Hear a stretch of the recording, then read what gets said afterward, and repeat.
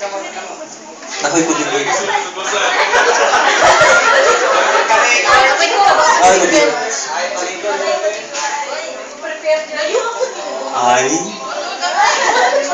Arlie Gonzaga.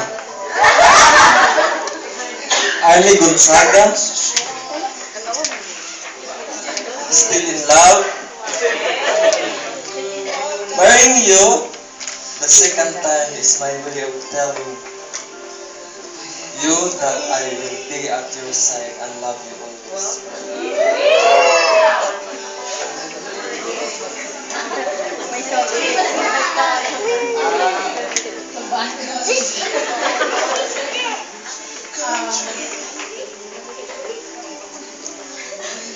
You were the one I met 4 years ago when we were in Beach with the silent fellowship.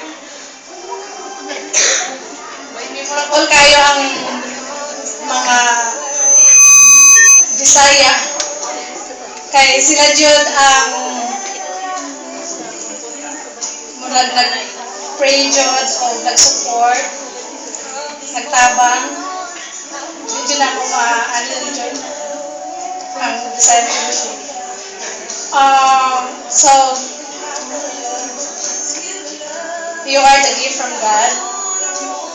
Kaya wala din ko nag-expect nga ikaw tong lalaking pangita na ko. Wala kalit lang dyan nga nag-decide na magpakasal. Nga after 1 year of knowing each other,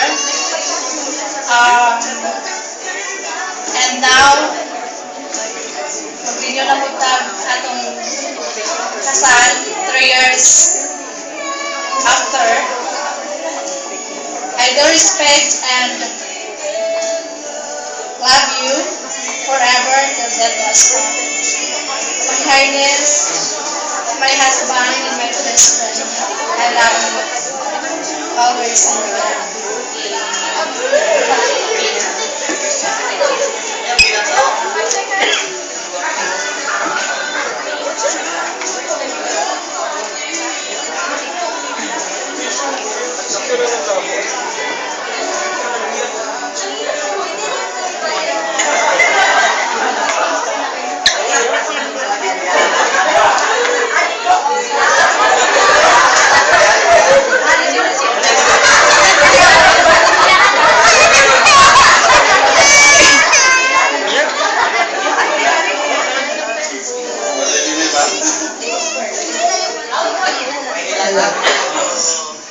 Miss, pag-anda mag-push ka na.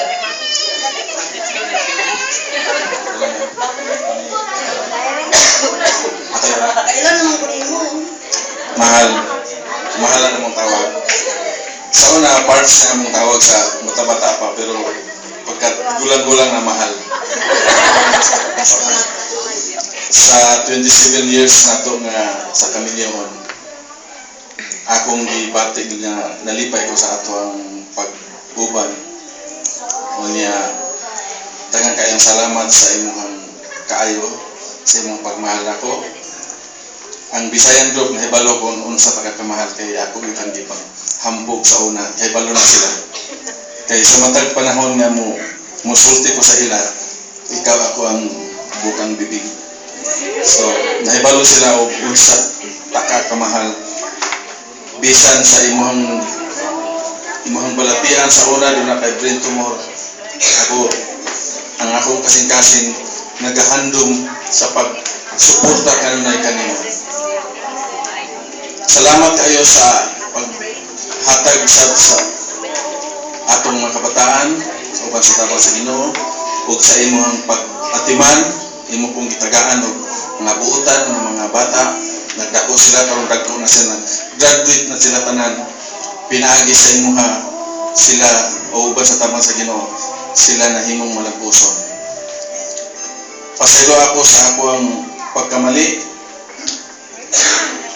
Pasaylo ako sa akong mga pagkukulang nga doon ako yung mga diferensya sa akong kinabuhi.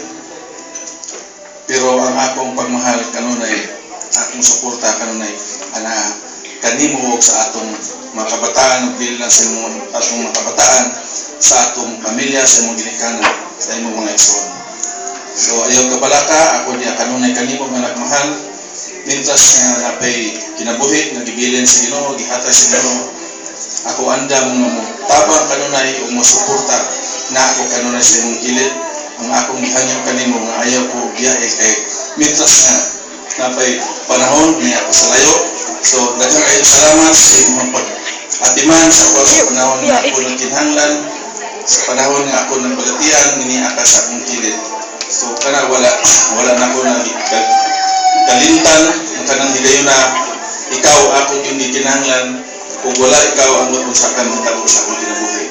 So mahal ta ka kaayo o ang Ginoo na hibalo ang akong kinabuhi akong priority na sa imo akong sa atong mga kabataan.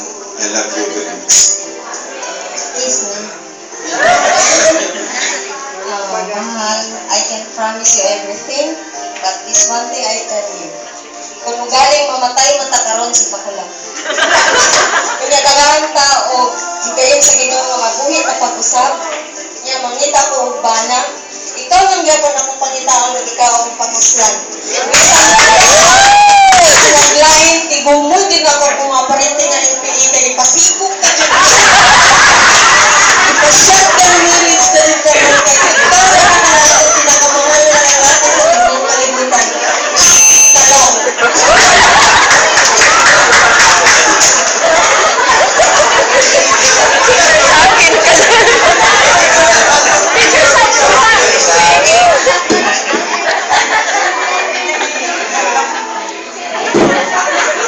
Hadlok man ako ikabito na isili ang yan.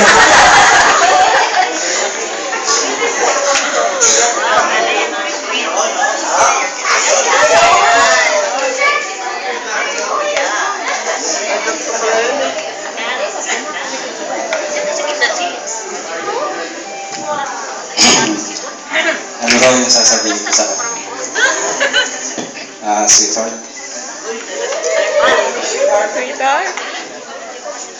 Sa 33 years natin kasal, nung nag-decide ako na pakasalan ka noon, kinausap ko ang Panginoon na sabi ko gagawin ko ang lahat para maging maligaya ka, maging tapat sa'yo, gagawin ko ang lahat. Pero alam ko na hindi ako naging perfect. Sa araw na ito, muli kong kakausapin ng Panginoon. Siya ang saksi ko na yung mga pagkukulang ko noon, yung mga nagawa kong kasalanan sa iyo noon, sana matatawad mo ko. At sana sa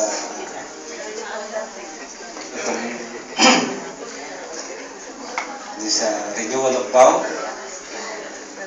muli ko itatalaga ang aking buhay para sa iyo lang.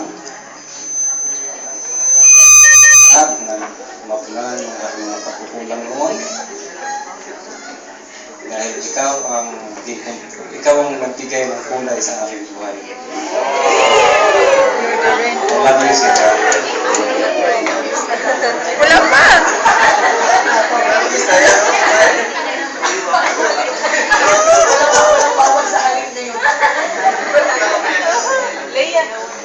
You're still my sweetheart.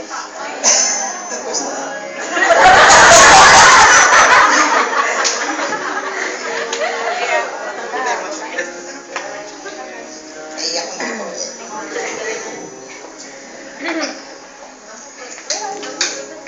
Ako si Flora Emilia.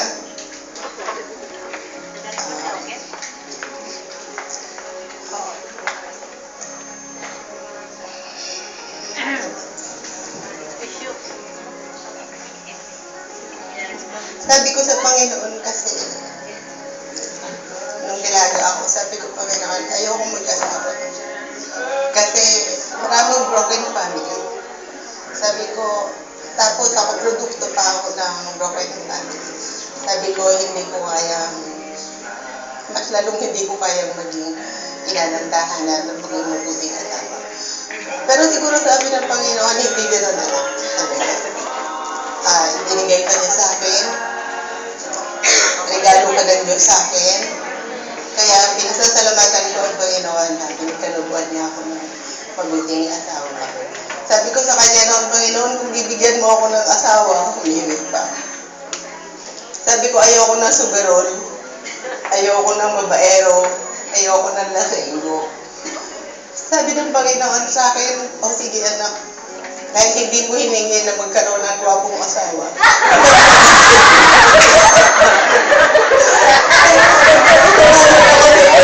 Itinagdag na yung mabait na at gwapong pang asawa. Nagkaroon kami ng dalawang gwapo at dalawang anak, isang gwapo at isang maganda dahil may pagmamanahan. Sa 32 years kaming pagsasama, kahit na ayaw sa akin ng nanay mo, dahil hindi raw ako maganda.